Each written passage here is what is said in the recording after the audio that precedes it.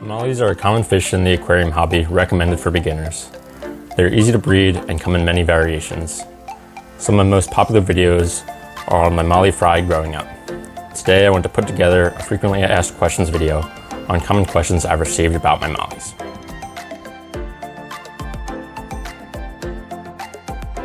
Hi, it's Connor. Welcome to or back to my channel. So some of my most popular videos have been on the mollies I've bred. Although I haven't been breeding recently, I haven't been able to put out much content on them, but I have gotten requests for more mollie content. So today I want to put together a video answering all the most common questions I've gotten and other ones that I think just good to know. And if you do want to skip through to specific questions, I'll put a pinned comment section below. And if there is anything I don't cover, feel free to ask in the comments. I'll be sure to get back to you and maybe even do a part 2 of this video if there's enough questions. Anyways, let's get to the questions. I broke them into categories, so let's start with breeding. The first question is, how is the best way to ensure fry survival of mollies? A big problem people have is they'll breed mollies, they'll have them give birth, and then the parents or other mollies will end up eating most or all of the fry. So there's two main ways to ensure fry survival. Now, the safest, best way is to separate the fry from the parents once they are born. Now, to elaborate on this, the fry do not need the parents to grow up. The parents don't actually really do much to take care of them. So pretty much as soon as they're born, the fry will be swimming around and you can remove the parents almost immediately. Now, there are a couple ways to do this. One, you can keep an eye on when the fry are born, and once you see them, then you can remove the parents right away and just move them to a different tank. I'd say this is going to be easier than catching the fry, but you could also catch the fry and move them to a smaller tank, whichever is easier for you to do. Now, if you don't have multiple tanks, or it's going to be difficult for you to move the parents or fry once they are born, another option is to use a breeding box or a breeding net. There are two ways to go about this. You could have what they call a breeding box. They use plastic and they have little grooves in it. So the idea is you'll have the mom, the female that's giving birth, in there, and then once she has the fry, they'll be able to swim out of the grove and be in the rest of the tank, and she'll still be in the breeding box.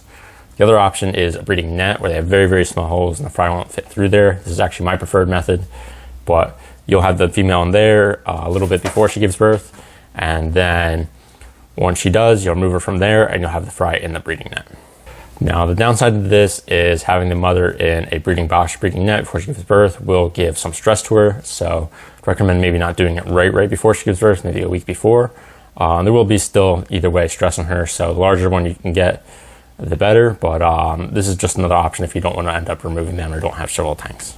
Now, the next option, and this is not going to lead you to having as many fry survival, but it's just to have tons of plants, tons of hiding spaces, tons of rockwork or small little grooves. And I do know this works because I've actually had mollies give birth in a community tank where I had big fish such as angelfish.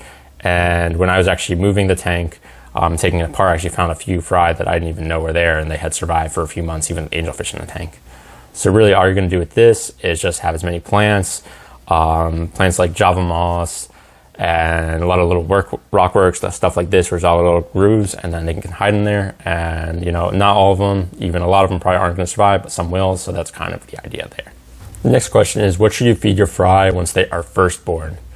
So now this can be a difficult thing. I've had trouble feeding them the first few days. After the first week or so, they'll eat pretty much anything. The general answer you read online is to feed them crushed flakes, and this will definitely work, but I've always found they don't eat it in the first couple of days. After 3-4 days, they'll eat it no problem. But so what I've found to work really well is to use gel food. A brand named Rapashi makes this, and the one I personally use is one Grub Pie. It actually has a molly on the container. It's not available from all websites, so it's a little harder to find. The other option I think is Spawn and Grow, especially for fry, so I think that's a great another option. But it's just a powder you mix with hot water, and then you cut it up in little pieces, and then it sinks to the bottom, and the fry can just nibble on this. So this is a great option in my opinion. Another thing you can do is do brine shrimp, so you can either hatch them yourself or you could do frozen. I have not tried this on day one, so I don't know if they'll eat it right away, but they are super small, so I think it's a good thing, or at least after a few days of them being born, they'll definitely eat them. How would I set up a breeding tank for mollies? So what I would do is I would go with 20 gallon. You could potentially do a 10 gallon, but 20 gallon would be much better. And you just want to have a proper male to female ratio. You could have either 1 male and 2 to 3 females, or 2 males and 4 to 6 females. That's going to prevent the females from being harassed too much, and I think as long as you have healthy fish and they're old enough, they should definitely be giving birth after a couple months. To add to this, I definitely have some caves or some hiding spaces, whether they're decorations or actual just caves as rocks. And I like plants. You can do artificial plants or natural plants. And I just have a lot of hiding spaces, so when the female is pregnant, about to give birth, she has a lot of places to hide. And then once the fry is born, they have also places to hide and be comfortable. I also would want to have a low flow. So personally, I'd go with a sponge filter, or you could also have a hang on back filter with a sponge intake tube on that, and that would work very well. Can you prevent them from breeding? So a big problem with mollies, as great as it is that you can breed them so easily, is often you'll have one batch of fry and be really cool, but then a bunch will survive, and then they'll have more and more, and you'll kind of get overrun. So it is very difficult to stop them from breeding. They breed very prolifically. If you have a healthy tank with a proper amount of males and females, they'll probably breed and breed and breed and breed. So there are a few options you could try. The first most obvious is only have one gender, so only keep males or only keep females on a tank, then they won't breed. So that's the best if you really don't want them to breed, the best solution. Now, another option is to have them in a community tank. So you'll have larger fish that like to fry, like angelfish are great. I've had dwarf gouramis, I know they'll eat them. Pretty much any type of gourami will probably eat them pretty well. Loaches will definitely eat them. So there's a few options. The parents will eat molly fry, but it kind of depends. I've seen a good amount survive over time, even with having parents in a tank. So it does depend on how many adults you have.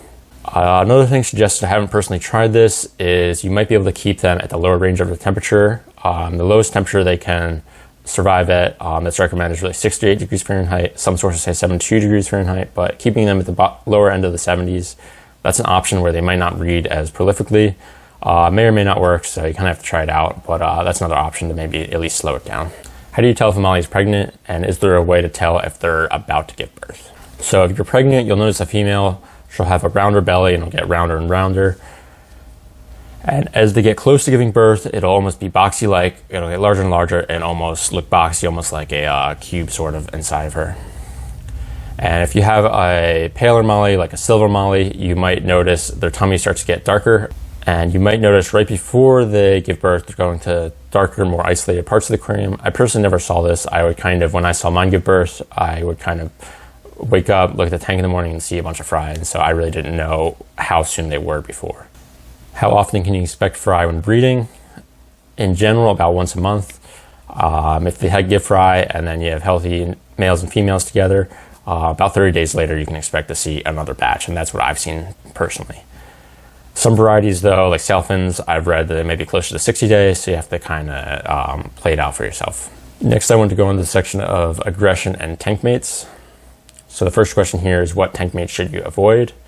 So they're a great community fish. They'll get along with almost anyone. They're pretty peaceful. They might chase each other around a bit, and males are a little bit more aggressive, but in general, I'd consider them a peaceful fish. I personally have kept them successfully with a lot of different species. The one I haven't is rainbow sharks. Mine harassed them a decent amount. Not to killing them, they would often chase them around the tank, and I definitely think they were stressed from that. I'd say most species will be good as long as the species doesn't have a mouth large enough to eat the mollies to make them food. And I would say avoid overly aggressive fish because they might stress out the mollies. But in general, any other peaceful fish and most even semi-aggressive fish will go well with mollies. What plants can they be kept with? So they can be kept with most plants. They might eat soft leaf plants, but in general, they should be good with most plants. I've mostly kept beginner low-tech plants, but I haven't had a problem keeping them with any of them. They will eat algae off the plants, which is another great benefit. And in general, they'll work great in an aquascape tank. They're a great fish, a lot of color and a decent size. So I think with a planted tank, they'll work great and there's really little risk. The only note I'll mention is that mollies do like harder water. So if there are plants that don't do as well in harder water and need soft water, maybe those plants aren't the best because those plants might struggle. What gender combinations do I recommend for keeping mollies?